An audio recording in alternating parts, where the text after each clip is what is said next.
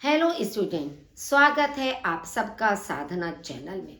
बच्चों, क्लास 6 की संस्कृत मंजूषा का पाठ 15 सूक्त यहाँ के श्लोकों का अर्थ हम आपको स्पष्ट कर चुके हैं।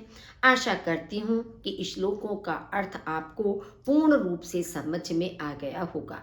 आज हम इसी पाठ का अभ्यास कार्य आपको समझा रहे हैं। बच्चों, वीडियो को लाइक जरूर किया कीजिए और उसको सब्सक्राइब करना ना भूलें यदि आप मेरे चैनल पर पहली बार आ रहे हैं। तो चलिए शुरू करते हैं इस पाठ का अभ्यास कार्य। सबसे पहले है आपका एक पद में उत्तर दीजिए। कंठस्य भूषणम किम, गले का आभूषण या कंठ का आभूषण क्या है।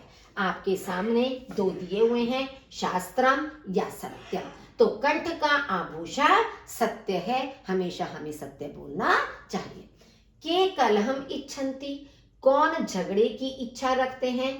पार्थिवः या नीचः, पार्थिवः कहते हैं राजा को और नीचा माने नीच प्रवृत्ति के लोग। तो राजा तो झगड़ा पसंद नहीं करते हैं, तो इसलिए आपका सही उत्तर होगा नीचः यानी कि निम्न प्रवृत्ति के लोग। कीदृशः जनः नमन्ति, कैसे लोग झुक जाते हैं। गुणिनः या फलिनः, अब देखिए झुकते तो फल वाले वृक्ष भी हैं और गुणवान लोग भी झुकते हैं। जब यहाँ पर जनः शब्द दे दिया है तो इसलिए हम फलिनः नहीं कर सकते हैं, तो यहाँ पर आएगा गुणवान लोग झुक जाते हैं। क्रोधम केन जये, क्रोध को किससे जीतना चाहिए। क्रोध को अक्रोध से, गुस्सा न करने से जीतना चाहिए। कीदृशः जनः कदापि न नमन्ति, कैसे लोग कभी भी नहीं झुकते हैं। मूर्खः, जो मूर्ख लोग होते हैं वे कभी भी नहीं झुकते हैं।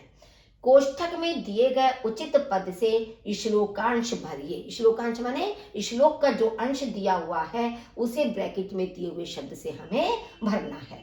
जैसे एक उदाहरण दिया है, हस्तस्य भूषणम दानम, तो अब ये हस्तस्य शब्द आपका इसमें भर गया कि हाथ का आभूषण दान है।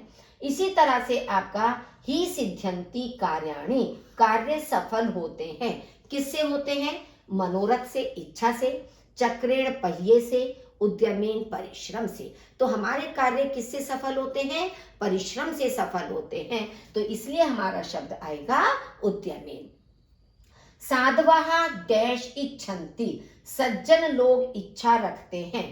किसकी। कलह माने झगड़े की, शांति माने शांति की, धनम माने धन की। तो जो साधु लोग होते हैं, सज्जन लोग होते हैं, वे हमेशा शांति की इच्छा रखते हैं। तो आपका सही शब्द आ जाएगा शांति। नमन्ति फलिनः डैश, जनः मृगः वृक्षः, मतलब फल वाले झुक जाते हैं। क्या लोग, पशु या वृक्ष। अब फल वाले तो न तो मनुष्य होते हैं फल वाले, ना ही पशु होते हैं, तो इसमें आपका आ जाएगा वृक्षः। डैश भूषणम शास्त्रम, शास्त्र आभूषण है। किसका आभूषण है। गले का, सुप्तस्य माने सोए हुए का, या श्रोत्रस्य कान का, कान का आभूषण शास्त्र है। श्लोक का अन्वय पूरा कीजिए। अन्वय हम बच्चों उसे कहते हैं कि जैसे पूरा श्लोक आपके सामने दिया हुआ है, आपने देखा होगा कि जब मैं अर्थ समझा रही थी तो जिसका अर्थ जहां पर आ रहा है मेरा हाथ का संकेत उसी शब्द पे था, जो बाद में अर्थ आना है उसको हमने बाद में संकेत दिया था। तो ये हमारा अन्वय कहलाता है, अर्थ के अनुसार श्लोक को लिखना।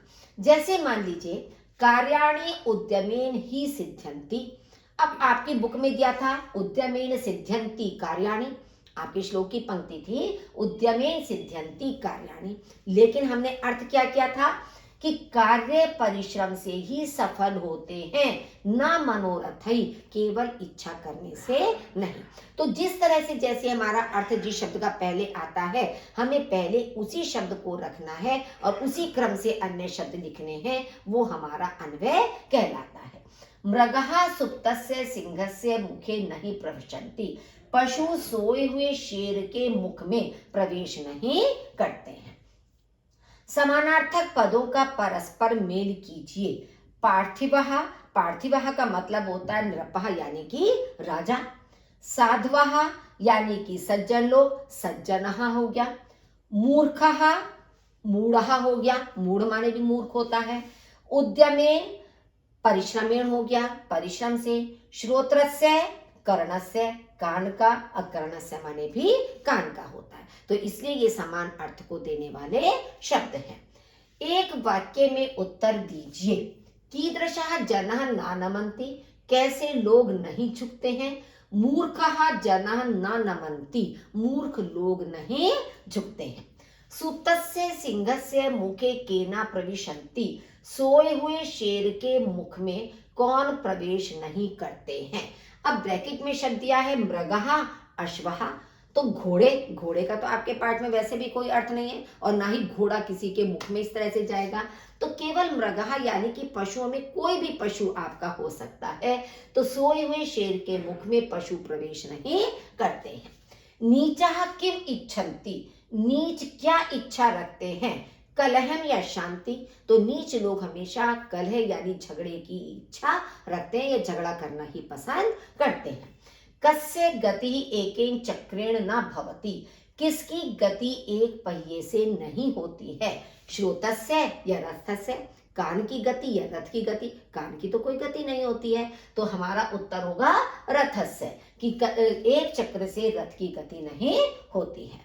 अनरतम या असत्यम केन जय, अनत माने झूठ को किससे जीतना चाहिए। झूठ को सत्य से जीतना चाहिए, दान से या सत्य से, तो हमारा आएगा सत्य से झूठ को जीतना चाहिए। केन बिना दैवम न सिद्ध्यति, किसके बिना भाग्य सफल नहीं होता है।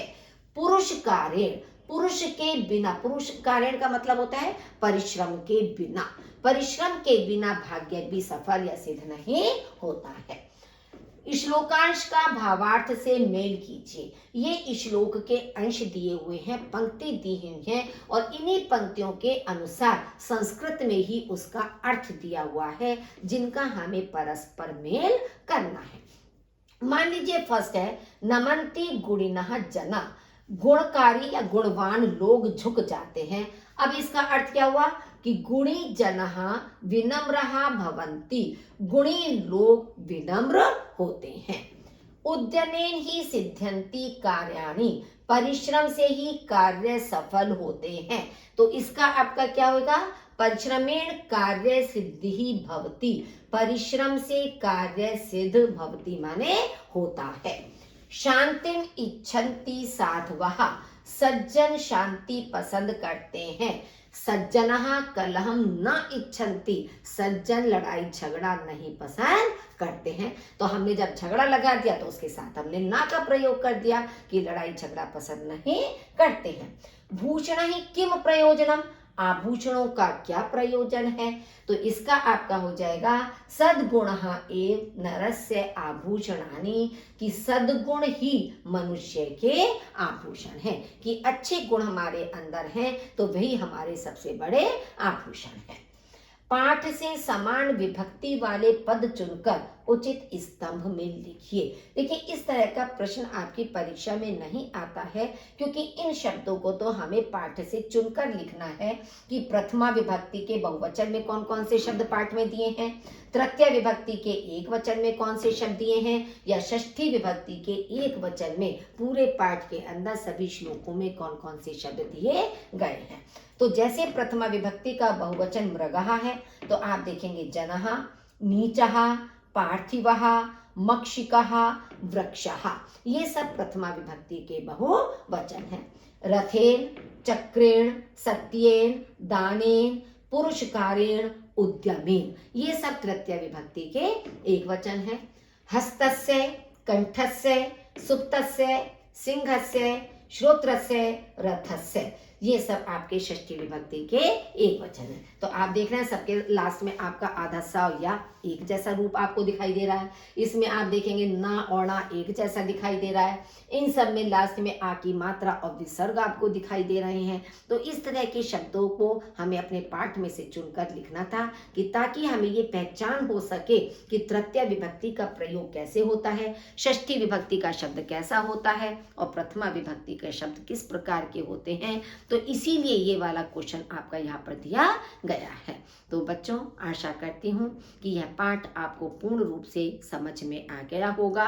एक बार में स्पष्ट नहीं हो तो बार बार वीडियो को सुनिए, समझिए, ताकि आप संस्कृत में पारंगत हो सकें, अच्छी प्रकार से शब्दों की पहचान आप कर सकें, विभक्तियों का प्रयोग करना जान सकें। तो वीडियो को लाइक जरूर कीजिए, अपने साथियों के साथ शेयर कीजिए और चैनल पर पहली बार हैं तो सब्सक्राइब जरूर कीजिए। आपका बहुत बहुत धन्यवाद।